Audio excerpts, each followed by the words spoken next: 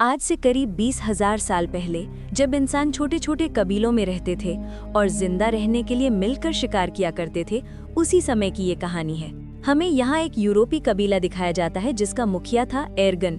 ठंड का मौसम आने वाला था और पूरे कबीले के लिए खाना इकट्ठा करना जरूरी था, इसलिए एर्गन अपने लोगों के साथ शिकार पर निकलता है। उनके सामने था विशाल भैंसों का झुंड। सब शिकारी धीरे धीरे रेंगते हुए पास पहुंचे और एर्गन के इशारे पर अचानक हमला कर दिया।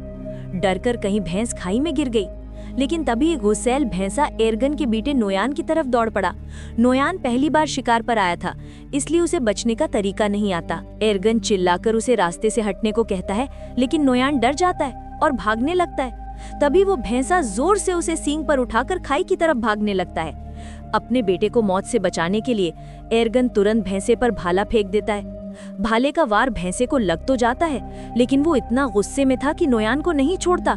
उल्टा उसे अपने सींग पर उठाकर खाई की तरफ उछाल देता है। और यहीं से कहानी जाती है फ्लैशबैक में, यानी 1 हफ्ता पहले। उस समय पूरा कबीला शिकार की तैयारी कर रहा था। सभी लोग पत्थरों से नुकीले नुकीले हथियार बना रहे थे।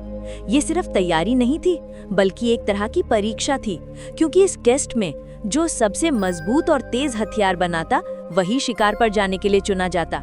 इसी प्रतियोगिता में एर्गन का बेटा नोयान भी पास हो जाता है, लेकिन उसी रात नोयान की माँ एर्गन से कहती है, उसे अपने साथ मत ले जाओ, वो अभी बच्चा है, मैं उसे खोना नहीं चाहती। एर्गन समझाता है, सर्दियां करीब हैं, अगर हम सब शिकार पर नहीं गए तो ठंड में भूख से मर जाएंगे। और अब वक्त आ गया है कि नोयान खुद को साबित करे कि वो मेरा बेटा है। अगली सुबह पूरा कबीला शिकार के लिए निकल पड़ता है। नोयान की माँ बेचैनी से उसे देख रही होती है, लेकिन एर्गन उसे दिलासा देता है कि सब ठीक रहेगा। काफी दूर सफर करने के बाद वे एक और कबीले से मिलते हैं जो उन्हीं की तरह सर्दियों का खाना जुटाने आया था। लंबे और कठिन सफर के बाद दोनों कबीले के लोग एक विशाल पत्थर की संरचना तक पहुंचते हैं। ये जगह उनके पूर्वजों ने बनाई थी, क्योंकि इसी रास्ते में कई शिकारी पहले अपनी जान गंवा चुके थे। ये ढांचा उन्हें अपने पूर्वजों की याद दिलाता है। आगे बढ़ते हुए उन्हें एक जंगली सुअर दिखाई देता है, जिस पर शिकारी तुरंत भाला फेंककर उसे घायल कर देते हैं। एर्गन अपने बेटे नोयान को कहता है, अब ये सुअर तुम मारोगे, लेकिन नोयान ने पहले कभी शिकार नहीं किया था, इसलिए वो डर जाता है और वार करने से पीछे हट जाता है। ये देखकर एर्गन उसका हथियार छीनकर खुद ही सुअर को मार देता है। गुस्से में वो नोयान से कहता है, तुम इतने कमजोर और कायर होगे, ये मैंने कभी नहीं सोचा था। इस जंगल में सिर्फ ताकतवर ही जिंदा रहते हैं, यही यहाँ का कानून है। रात में जब सब लोग अपने शिकार का मांस खा रहे होते हैं, तभी अचानक अजीब सी आवाजें सुनाई देती हैं। एर्गन सबको चौकस रहने को कहता है। तभी एक भयानक शेर हमला करता है और कबीले के एक लड़के को उठाकर ले जाता है। अगली सुबह सब लोग उस लड़के की याद में एक छोटी समाधि बनाते हैं और आगे सफर पर निकल जाते हैं। कई मील चलने के बाद भी उन्हें कोई शिकार नहीं मिलता।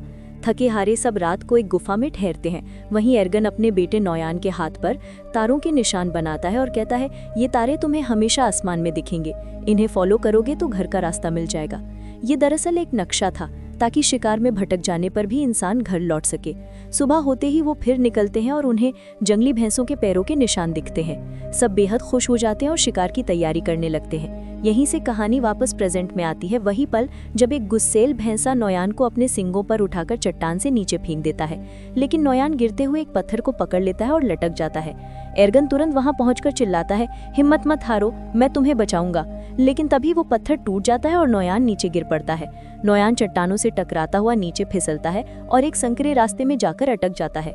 एर्गन उसे बचाने की कोशिश करना चाहता है, मगर कबीले के बाकी लोग उसे रोक लेते हैं। कबीले के लोग एर्गन से कहते हैं, अब नीचे जाने का कोई रास्ता नहीं है, तुम्हारा बेटा अब इस दुनिया में नहीं रहा, अगर तुम भी नीचे गए तो हम सब मर जाएंगे। तुम हमारे सरदार हो, तुम्हारी जिम्मेदारी है हमें सुरक्षित घर ले जाने की। लेकिन एर्गन किसी की बात मानने को तैयार नहीं होता।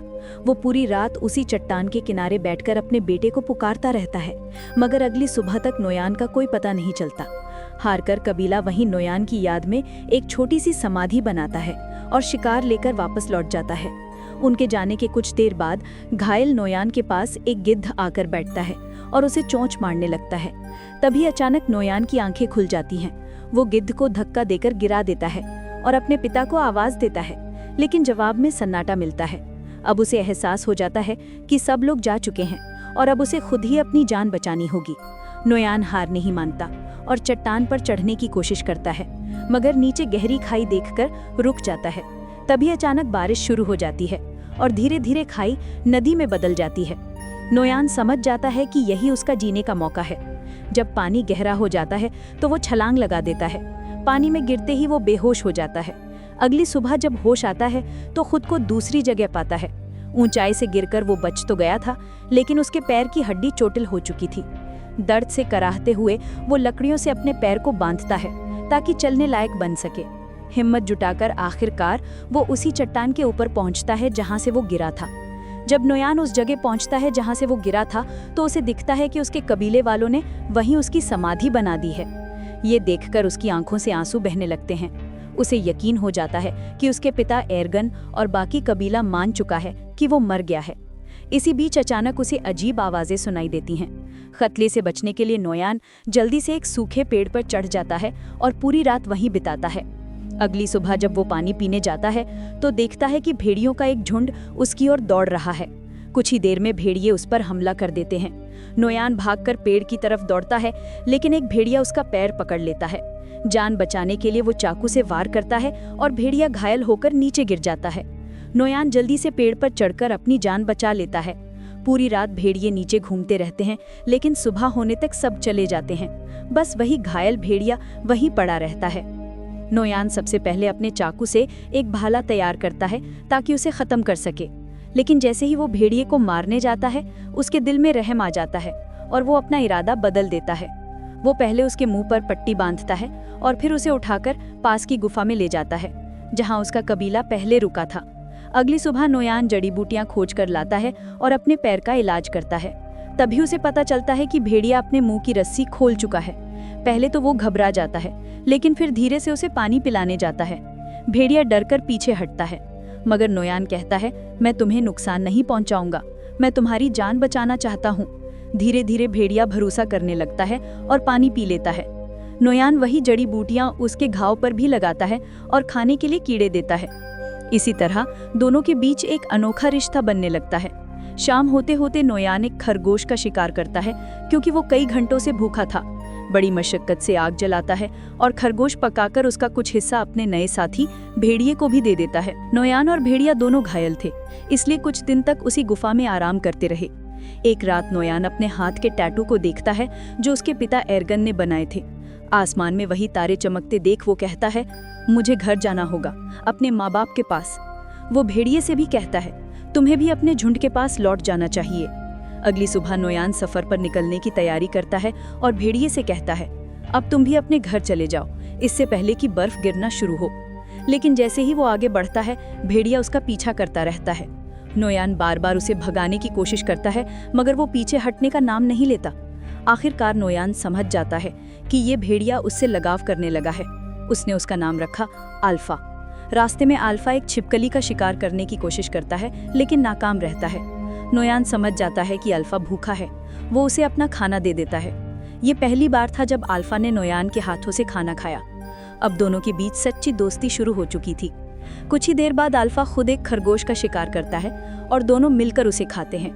रात को दोनों आग के पास बैठकर सो जाते हैं। अगली सुबह अल्फा नोयान का चेहरा चाटकर उसे जगाता है। नींद से उठकर नोयान हंसते हुए कहता है, तुमसे तो कितनी बदबू आती है, और मजाक में उसे जबरदस्ती नदी में धक्का दे देता है। दोनों पानी में नहाते हैं और अल्फा वहीं एक मछली भी पकड़ लेता है। अब दोनों साथी बन चुके थे, लेकिन उनकी कहानी यहीं खत्म नहीं होती। रात को जब दोनों आग के पास बैठे थे, अल्फा अचानक सतर्क हो जाता है। तभी वहां कुछ और भेड़िए आ जाते हैं। नोयान समझ जाता है कि ये अल्फा का परिवार है। वो उदास होकर कहता है, अब तुम्हें अपने परिवार के पास लौट जाना चाहिए। अल्फा अपने झुंड के साथ चला जाता है और अगली सुबह नोयान एक बार फिर अकेला होकर अपने कठिन सफर पर निकल पड़ता है। अब ठंड और भी ज्यादा बढ़ चुकी थी। चारों तरफ बर्फ ही बर्फ थी और नोयान उसी में मुश्किल से आगे बढ़ रहा था। तभी दूर उसे कुछ भेड़िए नजर आते हैं जो एक मरे हुए शिकार को खा रहे थे। उनमें अल्फा भी मौजूद था, लेकिन बाकी भेड़िए अल्फा को खाने से रोक देते हैं। तभी नोयान उसे पहचान लेता है और खुशी से उसकी तरफ दौड़ पड़ता है। मगर दौड़ते दौड़ते अचानक बर्फ की परत टूट जाती है और नोयान बर्फीली झील में गिर जाता है। ठंडे पानी में फंसकर उसकी सांसें टूटने लगती हैं। अल्फा तुरंत दौड़कर आता है और बर्फ को तोड़ने की कोशिश करता है, मगर परत बहुत मोटी थी। पानी के अंदर नोयान जैसे तैसे अपना चाकू निकालता है और बर्फ काटकर ऊपर निकल आता है। आखिरकार दोनों फिर से मिल जाते हैं। नोयान ठंड से कांप रहा था। वो जल्दी से आग जलाता है और कपड़े उतारकर खुद को गर्म करता है। अगली सुबह अल्फा को साथ लेकर वो फिर से सफर पर निकल पड़ता है। कुछ दूर जाकर नोयान को एक इंसान दिखता है। वो खुशी खुशी उसके पास जाता है, लेकिन नजदीक पहुंचने पर पता चलता है कि वो आदमी ठंड से जमकर मर चुका है। ये देखकर नोयान उदास हो जाता है। वो उस आदमी के टेंट में जाता है, लेकिन उसे वहां जरूरी सामान नहीं मिलता। सिर्फ उसका तीर कमान लेकर नोयान आगे बढ़ता है। तभी अचानक उन दोनों के पीछे लकड़बग्घों का झुंड पड़ जाता है। अपनी जान बचाने के लिए नोयान और अल्फा तेजी से भागकर पास की एक गुफा में घुस जाते हैं। लकड़बग्घों से तो वे बच जाते हैं, लेकिन अब वे फंस चुके थे, क्योंकि ये गुफा किसी और की थी। यहाँ रहता था जंगल का सबसे खतरनाक शिकारी, ब्लैक पैंथर।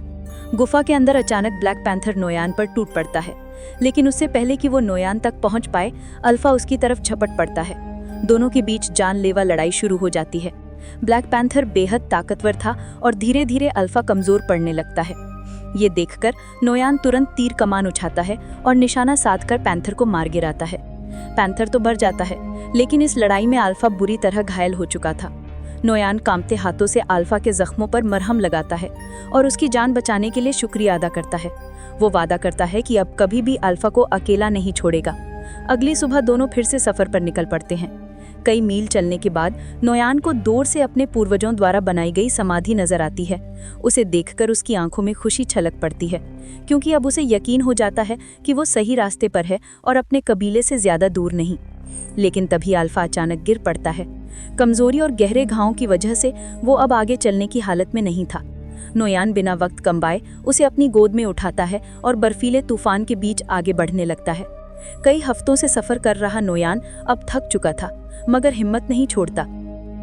आहिस्ता आहिस्ता वो आगे बढ़ता है और आखिरकार उसे दूर से अपना कबीला दिखाई देता है। दूसरी तरफ उसके पिता भी देखते हैं कि कोई इंसान उनकी ओर आ रहा है। इतने दिनों बाद अपने घर और अपने लोगों को देखकर नोया की आंखों में खुशी और राहत झलकने लगती है। वो जैसे तैसे अपने कबीले तक पहुंचता है और वहीं गिर पड़ता है। उसके माता पिता दौड़कर आते हैं।